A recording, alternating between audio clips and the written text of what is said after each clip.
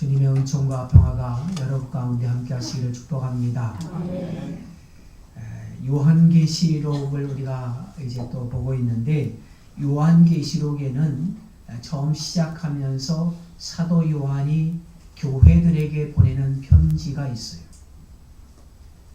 여기에 나오는 이 7교회는 사도 요한이 이 편지를 쓸 당시에 실제로 존재했던 교회들이에요. 이 당시의 교회들을 보면서 사도 요한이 칭찬할 것을 칭찬해주고, 그리고 염려스러운 일들은 지적하면서 교회가 바르게 성장할 수 있도록 이제 도움을 주는 거죠. 각 교회가 그 서신을 받았을 때 그 요한의 지적, 그러니까 성령의 지적이겠죠. 성령께서 하시는 말씀을 그 지적을 달게 받았던 교회나 성도들은 자기들의 그 처한 위치보다 훨씬 더 성숙한 신앙으로 편지를 7교회에 보내는데, 사실 7교회는요 실제적인 교회이면서 동시에 어느 시대나 어느 교회에서나 동시에 나타나는 여러 가지 측면들을 다양하게 이야기하고 있어요. 결국 이 교회들에 대한 이야기는 저와 여러분들의 이야기일 수 있고, 이 땅에 있는 교회들의 이야기일 수 있고, 우리 성림교회의 이야기일 수 있다는 거죠. 그런 의미에서 보면 7절 말씀에서 이야기하는 것처럼 귀 있는 자는 성령이 교회들에게 하시는 말씀을 들을지어다. 이기는 그에게는 내가 하나님의 나궐에 있는 생명나무의 열매를 주어 먹게 하리라. 이 말씀을 우리가 들을 필요가 있어요. 우리가 모든 교회에게 주시는 이 말씀을 들어야 됩니다. 이 말씀은요, 당시에 소아시아 지방에 있었던 교회들에게만 하는 말씀이 아니에요. 오늘 지금 이 땅에 현재 위치한 모든 교회들에게 주시는 말씀이에요. 그래서 우리가 말씀을 들을 수 있는 귀를 가져야 돼요. 우리의 생각대로 듣는 것이 아니라 성령께서 주시는 음성을 그 말씀 그대로 받는 그런 귀가 필요해요. 듣는다고 해서 다 귀는 아니에요. 들리는 것이 하나님의 음성으로, 하나님의 말씀으로 들려야 되는데, 이제 목사의 말로, 목사의 잔소리를 듣는 것이 아니라 성령께서 교회들에게, 그리고 성도인 나에게 들려주시는 그 음성으로 들을 때 그 말씀이 은혜가 돼요. 오늘 우리가 특별히 마음에 새기고자 하는 이 말씀은요, 7교회 가운데 에베소 교회에게 주신 말씀이에요. 에베소 교회는요, 이렇게 책망받은 것을 우리가 널리 기억하고 있는데, 사실은 굉장히 모범적인 교회예요. 4절에 보면 사도 요한이 에베소 교회에 부족한 것이 있다 이렇게 말하거든요. 그런데 부족한 것이 하나 있는데 그것을 지적하면서 내가 너를 책망할 것이 있나니 너의 처음 사랑을 잊어버렸다 그랬어요. 처음 사랑을 버린 거예요. 이 에베소 교회는 정말 아름다운 행위가 있었던 교회예요. 어려움도 잘 참고 견뎌냈던 교회예요. 이단들이 그 교회 가운데 들어왔어도 말씀, 진리 가운데 바로 세워졌고 말씀으로 잘 세워진 교회였기 때문에 이단들이 그곳에서 발을 붙이지 못하고 바로 그 교회에서 정리가 됩니다. 무엇보다도 주님의 이름으로 수고를 아끼지 않았던 교회, 게으르지 않았던 교회, 굉장히 열심히 있던 교회. 그런데 이렇게 좋은 장점이 많은 교회였는데, 오늘 성령께서 그 교회를 책망하는 건 뭐냐면 처음 사랑을 버렸다는 거예요. 우리가 여기서 처음 사랑이 도대체 뭘까 한번 고민해 볼 필요가 있어요. 전체적으로 보면 흠잡을 게 없는 그런 교회. 그런데 처음 사랑을 버렸다고 말하는 거예요. 그러면 그 처음 사랑이 뭘까요? 사실 이 처음 사랑이라는 게 여러 가지 측면에서 살펴볼 수 있는데, 본문에서는 구체적으로 그게 뭔지 제시하진 않아요. 그래서 이 서신서, 이 글을 보는 사람의 문화에 따라서, 그리고 배운 그 환경에 따라서 다양하게 해석할 수 있는 여지가 있는 부분이 바로 이 말씀이에요. 이 모든 것들을 우리가 추정해보고 종합해보면 일단은 교리적인 부분은 아닌 것 같아요. 이 에베소 교회는 이단이 왔을 때 정확하게 세워진 교리를 따라서 진리의 말씀을 따라서 이단을 배척할 수 있었거든요. 너희가 틀렸다는 거죠. 구분해낼 수 있는 능력이 있었어요. 이건 하나님의 말씀과 다르다는 것을 분명하게 이야기할 수 있었던 교회예요. 그러고 보면 교리적인 부분이 잘못된 건 아닌 것 같아요. 또 게으르지 않았다라고 하는 말씀을 볼 때 일반적으로 교회들이 감당할 일들을 적절하게 잘 감당했던 것으로 그렇게 보여져요. 그러면 이 처음 사랑이라고 하는 게 교리적인 부분도 아니고 그리고 모범을 보이는 모습에 관한 것도 아니라는 거죠. 결국 남아있는 건 하나인데 그게 뭐냐면 열정의 부분이에요. 우리가 하나님을 처음 사랑하게 되고 처음 은혜를 받은 사람들은요. 그 특징이 뭐냐면 모든 면에서 열정이 있다는 거예요. 막 신앙이 뜨거워지고 불붙었다는 표현을 우리가 쓰는데 막 정말 열정적이에요. 하나님께 받은 은혜가 너무 감격스럽고 너무 크다는 것이 체험되어졌기 때문에 하나님을 위해서라면 뭐라도 더 열심히 하려고 하는 거죠. 이게 바로 처음 사랑 아닐까 이런 생각을 해봐요. 이거와 반면에 신앙생활을 우리가 오래 하다 보면요. 옳고 그른 것에 대해서 잘 알게 돼요. 교리적인 측면도 알게 되고 교회가 어떤 일을 해야 되는지도 잘 알게 돼요. 그러면서 신앙의 수준이 보다 성숙해지기 시작합니다. 무언가를 많이 안다는 거죠. 그러다 보면 신앙생활을 이렇게 오래 하다 보면 되게 교양 있고 지적인 신앙의 수준을 갖춰나가기 시작해요. 쉽게 얘기해서 어느 정도 수준이 있는 신앙인의 모습을 갖게 된다는 거죠. 그런데 문제는 이렇게 일정 수준의 신앙생활을 함으로 인해서 이제 수준 높은 신앙 그런 모습을 가질 수는 있지만 신앙의 열정이 떨어지기 때문에 자기의 신앙은 지킬 수 있지만 신앙의 영향력은 굉장히 적어지는 거예요. 자기가 흠잡을 데 없어요. 개인적으로 볼 때는 흠잡을 데 없어요. 정말 신앙생활 모범적으로 잘해요. 그러나 열정이 빠지면 다른 사람들에게 영향력은 적어지는 거예요. 열정이 충만할 때 하나님을 사랑하고 사모하는 모습이 나타나거든요. 혼자서 잘 믿는 거 중요해요. 그렇지만 좋은 영향력을 다른 사람들에게 끼치는 것도 굉장히 중요해요. 이 에베소 교회의 문제점이 바로 여기에 있었던 것 같아요. 에베소 교회의 구성원들 한 사람 한 사람으로 볼 때는 전혀 문제가 될 게 없어요. 어느 정도 괜찮은 교회예요. 괜찮은 사람들이 모여 있어요. 한 사람의 성도로서는 적당한 정도에서 자기의 할 일을 감당해. 특별하게 열정을 놓고 뜨겁진 않지만 이제 모이는 것도 그렇고 이제 섬기는 것도 그렇고 헌신하는 것도 그렇고 구제하는 것도 선교하는 것도 다 그냥 해야 될 때가 되면 적당하게 해. 더욱이 이단에 대해서도 옳고 그름을 판별할 수 있는 명확한 진리에 대한 이제 지식적인 것이 분명하게 서 있는 그런 사람들. 그런데 하나님만 바라보고 달려가던 그 신앙의 열정이 사라진 거예요. 오늘 본문 5절에서 처음 행위를 가지라고 촉구하는 이 말씀, 결국 이 처음 사랑이라고 하는 것, 그것이 하나님을 향한 열정이 행동으로 표현되기를 원한다는 말이 되는 거죠. 그렇다면 하나님을 향해서 처음 가졌던 그 사랑, 그 열정이 다시 행동으로 나타나는 거예요. 마음으로 뜨거운 것이 행동으로 옮겨질 때 그 열정이 열정으로 표현될 수 있는 거죠. 이 에베소 교회의 모습은요, 요한계시록 3장 15절과 16절에 나오는 라오디게아 교회에서도 거의 비슷하게 나타나요. 그 말씀에 보면 내가 내 행위를 아노니 내가 차지도 아니하고 뜨겁지도 아니하도다. 내가 차든지 뜨겁든지 하기를 원하노라.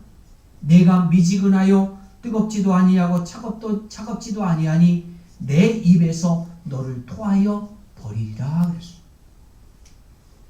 여기서도 사도 요한을 통해서 성령 하나님께서 이 라오디게아 교회를 향해서 말씀하신 건 뭐냐면 행위를 지적하는 거예요. 그러면서 그 삶이 차지도 않고 덥지도 않다는 거예요. 결국 라오디게아 교회에도 비슷한 문제가 있었던 거죠. 개인적으로 볼 땐 너무 훌륭해요. 흠잡을 데 없이 신앙인이에요.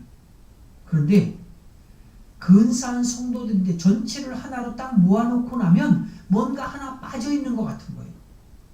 그 빠진 행동이 뭐냐면 열정적인 행동이라고.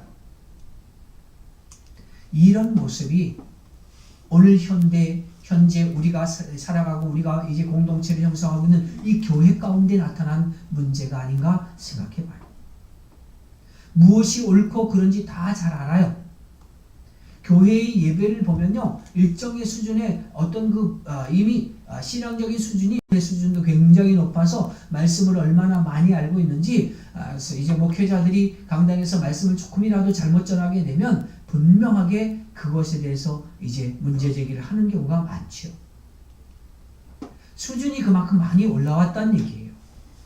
그런데 이런 성도들이 하나의 공동체를 이루어서 교회를 세워가는 데 있어서는 그렇게 힘이 되지 못하는 것을 볼 때가 있어요. 아주 예전에 물론 시대가 바뀌고 그런 거는 있어요. 문화가 바뀌고 여러 가지 부분이 바뀐 건 있지만 교회라고 하는 이름으로 어떤 일을 하게 되면 한 지역 전체가 그 교회의 영향력을 받았던 적이 있어요.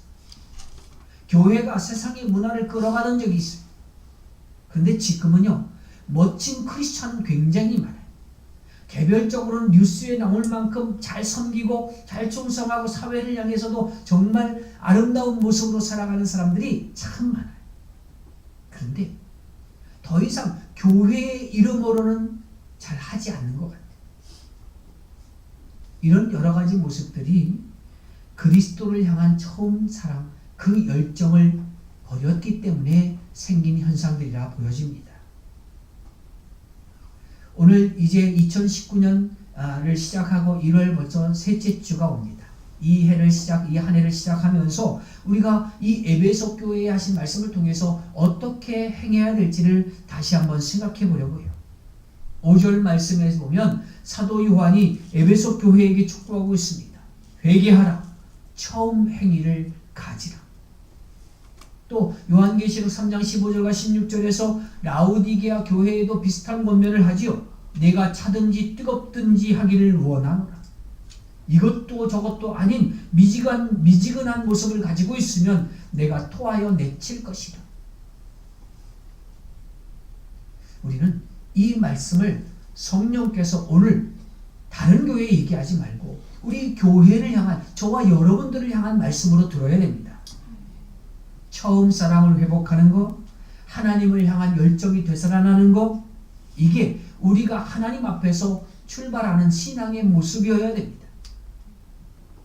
예수님을 처음 믿을 때, 그리고 은혜 받고 그렇게 뜨겁게 신앙생활 했을 때 그때 하던 일, 그때의 모습을 회복하자는 거예요. 그래서 저는 여러분들에게 오늘 이 시간에 몇 가지를 권면하고자 합니다. 먼저 자주 모이는 교회가 돼야 돼요. 예전에 신앙생활 하면서요, 이제 오랫동안 신앙생활 하신 분들은 기억하실 텐데, 신앙생활 처음 하면서 예전에는 얼마나 뜨겁게 하셨어요. 여러분, 교회 가는 게 어땠어요? 주일 아침, 주일 저녁, 지금은 오후 예배를 이렇게 하지만 저녁이 7시나 7시 반에 하잖아요. 저녁 예배는 물론이고 수요 예배, 금요일, 요즘은 또 심야기도회로 해서 짧게 끝나지만 예전에는 완전히 철야를 했어요. 새벽기도. 토요일 날도 새벽기도 시작. 주중에 한번 모이는 속회 예배, 그리고 남녀 선교회 모임, 아주 갖가지 모양으로 교회에 계속해서 옵니다. 한참 재미있을 때는요, 교회 거의 매일 왔던 것 같아요. 저도 중고등학교 시절을 되돌아보면 거의 매일 교회에서 생활하다시피 한 것 같아요. 집에 가는 시간은 딱 한 가지 이유 때문이에요. 옷 갈아입기 위해서. 늘 교회에 있었어요. 그러니까 옛날에 시골교회 전사님이 밖에 나와서 이제 얘들아 이제 집에 가야지 그럴 만큼 오히려 교회에서 집으로 좀 가라고 그렇게 말할 만큼 교회를 좋아했어요. 요즘은 제발 좀 교회 와라 그럴 만큼 교회 안 와. 하나님에 대한 열정은 다른 게 아니에요. 교회로 모이는 것부터 나타나는 거예요. 더 자주 모이지 못하는 것이 안타까운 것이지 시간이 없어서 모이지 못하는 게 안타까운 거죠. 우리는 주일 예배 드리는 거 이걸 가볍게 생각하면 안 돼요. 예전처럼 이제 주일 예배에 대해서 많이 강조하지는 않는 시대를 우리가 살고 있어요. 예전에는 예배를 위해서 다른 지역에 방문하는 것까지도 상가했어요. 근데 지금은 생활 패턴이 아주 다양해졌거든요. 그래서 주일에 다른 지역에 가서 예배하는 것을 막을 수가 없어요. 그래서 고육지책으로 나온 게 뭐냐면 어디 가든지 그곳에 가면 꼭 예배 시간을 기억하고 주일 예배는 꼭 가까운 교회 가서 함께 드리도록 그렇게 권면하지. 이동 중에 어쩔 수 없는 상황 가운데 예배하는 거 그럴 수 있어요. 그렇지만 하나님의 열정이 강력했던 예전을 되돌아보면요. 주일날 다른 곳에 가는 것조차도 우리가 삼가했던 시절이 있어요. 주일 예배만 그런 게 아니잖아요. 수요 예배 마찬가지예요. 여러분들이 열정적으로 신앙을 여기 이제 대부분 다 오래되신 분들이에요. 그런데 신앙생활 정말 열정 있고 뜨겁던 그 시절에는요. 수요 예배 어떤 예배도 굉장히 열정적으로 참여했을 거예요. 그런데 어느덧 수요 기도회는 선택사항이 되어버렸어요. 가도 되고 안 가도 되는 선택이죠. 거기서 더 나아가면 특별한 경우에만 참여하는 그런 것이 되어버린 게 수요 기도회가 됩니다. 하나님에 대한 열정은요. 모이는 것부터 시작하는 거예요. 예배에도 그렇고 전도에도 그렇고 더 뜨겁게 모이는 거예요. 주일 예배 참여하는 건 말할 필요 없어요. 힘을 내서 거기서 더 힘을 내서 수요 기도회, 수요 예배, 새벽 예배, 금요 심야 기도회 그런 데 열정적으로 하는 거죠. 다른 건 몰라도요. 모이는데 열심일수록 모이면 모일수록 하나님에 대한 열정이 더 살아나게 돼요. 그리고 성도 간의 실질적인 교제, 교통도 더 활발하게 되는 거예요. 모이기를 힘쓰는 이 한 해가 되기를 바랍니다. 두 번째 권면을 드립니다. 성경을 좀 많이 읽으시는 이 한 해가 되기를 바라요. 은혜 받은 사람인지 아닌지 성경책 보면 안다고 누가 그랬는데 은혜 받은 사람은 성경책이 지저분하대요. 두께도 거짓말 조금 더 보태면 다른 사람 성경책보다 조금 더 두껍다는 거예요. 많이 읽으니까. 한번 누가 북한 선교를 하시는 선교사님이 와서 간증하는 얘기를 들었는데 북한에도 이제 요즘도 그런지 모르겠지만 왕래하는 분들이 있어요. 그래 가보면 이 가정교회, 지하교회지요. 이제 당에서 모르는 그런 교인들과 예배하는 그 장면들을 이제 소개하게 되는데 성경이 없어서 성경 한 권을 가지고 성경과 찬송이 여러 권이 있을 수 없으니까 한 권을 가지고 돌아가면서 읽는데 성경이 막 얼룩덜룩하고 막 부풀어 있고 막 그렇다는 거예요. 왜냐하면 성경을 읽으면서 막 눈물을 너무 흘려서 그 성경책에 눈물이 떨어지니까 성경책이 꾸깃꾸깃되고 막 부풀어 오르는 거예요. 그렇게 지금도 북한에서는 그렇게 신앙생활 하시는 분들이 있다는 거지요. 성경을 틈만 나면 좀 읽으시길 바래요. 성경 안 읽는 분들은 깨끗합니다. 제 성경도 깨끗해요. 바꾼 지 얼마 안 돼요. 다 떨어져가지고 도무지 안 되겠어서 바꿨는데 성경을 좀 자주 읽으세요. 그래서 올해 말에 이제 보고서를 통해서 내년도 지방회 때는 우리 교회도 성경 다독상이 좀 나왔으면 좋겠어요. 성경 다독상 그러면 일반적으로 5번 이상 읽으셔야 아마 가능성이 있지 않을까 싶어요. 한번 몇 번이 됐든 3번이 한 번이 됐든 한 번은 읽어보겠다. 평생 신앙생활하면서 성경 한 번은 읽어야지.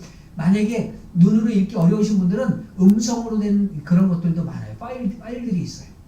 저한테 만약에 오시면 듣는 성경을 원하시면 파일을 내가 드릴 수 있어요. USB만 갖고 오세요. 그러면 듣는 성경을 드려요. 그래서 성경을 자꾸 읽으셔야 돼요. 말씀이 우리에게 힘이 됩니다. 이게 문자가 되고 활자가 돼서 아무 의미 없는 말씀 같지만요, 이 말씀을 읽다 변화되는 사람이 얼마나 많은지 몰라요. 말씀을 읽다가 주님을 만나는 사람이 얼마나 많은지 몰라요. 종교개혁을 하고 이 땅에 있는 교회들이 변화되는 변화의 역사 속에 주인공이었던 사람들은요, 이 말씀 한 절이 그들의 인생을 바꿨고, 그 한 절이 바꾼 그 인생이 온 교회를, 온 열방을 바꿔냈어요. 활자가 됐다고 죽은 것처럼 그렇게 생각할 게 아니에요. 제가 한 번은 언젠가 말씀드린 적이 있는지 모르는데 지금 돌아가셨겠습니다만은 우리 것이 좋은 것이요, 이런 선전했던 김동진이라는 분이 있어요. 창하시던 분. 그분이 누군가가 예수전을 창을 하려면 예수를 알아야 되겠습니까? 복음서를 읽기 시작했다는 거예요. 사복음 4개의 복음서를 읽고 또 읽고 읽는 중에 그가 예수를 보기 시작합니다. 그리고 나서 그가 예수 믿는 사람이 됐어요. 창하는 사람이 예수 믿는다는 게 쉽겠어요? 그런데 그가 예수를 영접, 예수님은 한국 사람이다. 그가 고백한 거예요. 그리고 나서 예수전을 완성했다고 합니다. 말씀이 우리를 바꿔나가요. 시간이 되는 대로 많이 못 읽으면 하루에 한 장이라도 읽으셔야 돼요. 그리고 누군가의 해석을 자꾸 들으려고 하지 마세요. 누군가의 해석은 여기 서서 설교하는 목사의 해석만으로도 좋게요. 담임 목사가 전하는 말씀의 은혜를 받지 못하면 어디에서 어떤 설교를 들어도 은혜 받을 수가 없는 거예요. 예배에 충실하게 참여하셔서 담임 목사가 전하는 말씀을 들으시면 돼요. 나머지는 직접 성경을 여러분들이 읽으시면 돼요. 하나님께서 성경을 66권을 지금 이렇게 우리말로 우리에게 들려주신 이유가 있어요. 다른 사람을 통해서 다른 사람의 해석을 들으면서 읽으라고 우리에게 주신 게 아니에요. 만약에 그렇게 주셨다면 지금 우리는 그냥 중세시대로 돌아가면 돼요. 중세시대에는 성경을 아무나 읽을 수 있지 않았어요. 신학을 공부한 사람만이 성경을 읽을 수 있었어요. 라틴어로만 기록되어 있거든요. 그래서 아무나 그렇게 읽을 수 없어요. 그래서 예배 시간에 사제나 천주교에서도 마찬가지고 한 사람이 서서 성경 봉독을 일반적으로는 그렇게 할 수밖에 없었어요. 그러니까 그 당시에는 말씀을 듣는다는 건 온전히 듣는 것밖에 할 수 없는 거죠. 사제를 통해서만 하나님의 말씀을 들을 수 있었습니다. 그런데 하나님이 원하시는 건 그게 아니었던 거예요. 모든 성도가 직접 자기의 눈으로 그 성경을 읽기를 원하셨어요. 그래서 종교개혁을 하면서 각자 자기 나라의 말로, 언어로 해석되어진 번역된 성경을 갖기 시작하는 거예요. 성경을 많이 읽는 한 해가 되길 바랍니다. 그 성경 말씀이 여러분들의 삶을 인도하실 줄로 믿습니다. 세 번째로 권면하는 것은 기도를 많이 하는 성도가 되길 바라요. 하나님에 대한 열정, 그러면 빼놓을 수 없는 것 하나가 바로 기도예요. 은혜 받았을 때 여러분의 모습 되돌아보세요. 얼마나 열정적으로 기도했습니까? 저는요, 그 기도하던 시간들이 아직도 기억해요.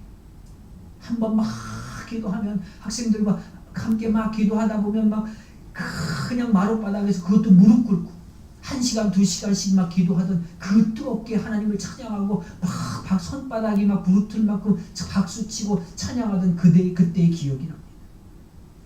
신앙의 체험이 언제 많이 일어나냐면 기도할 때 나타나는 거예요. 성경에 보면 사도들이, 복음 전도자들이, 그리고 성도들이 깨어 기도할 때 역사가 일어났어요. 기도는요, 하나님께 깨어있는 모습을 이야기하는 거예요. 예수님이 공생애 하신 기간 내내 강조하신 것도 깨어있으라 라고 말씀하셨어요. 예수님도 하나님을 향한 열정이 있던 분이잖아요. 그 성전을 향한 열정이 어디서 나타나냐면 십자가에서 피 흘려 죽으실 때 나타나요. 그런데 그 십자가에서 죽으심이 너무 고통스럽고 갈 수 없는 길이었기 때문에 주님께서 하나님 앞에 엎드려 기도하면서 하나님의 뜻을 자기의 삶에 채우기 시작해요. 기도를 통해서 사명을 감당해 나가는 거예요. 제가 신앙생활에 열정적일 때를 되돌아보면 교회에 자주 모였고 그리고 자동적으로 하게 된 게 바로 기도였던 것 같아요. 금요일 철야 시간 저녁에 시작해서 10시, 11시에 시작하면 밤새도록 잠시도 하죠. 새벽 기도하기 위해서 교회에서 잠을 자던 시대에 철이 이제 부흥회라고 하는 걸 통해서 다른 교회에서까지 막 작은 교회까지 찾아가면서 그렇게 열정적으로 기도하던 시대입니다. 여러분의 기도를 한번 되돌아보세요. 하나님 앞에서 그렇게 뜨겁게 기도했던 적이 언제였습니까? 기도의 회복 없이 신앙의 회복이 있을 수 없어요. 처음 사랑을 회복한다는 거 다른 게 아닙니다. 기도하는 우리의 모습이 회복되어지는 거예요.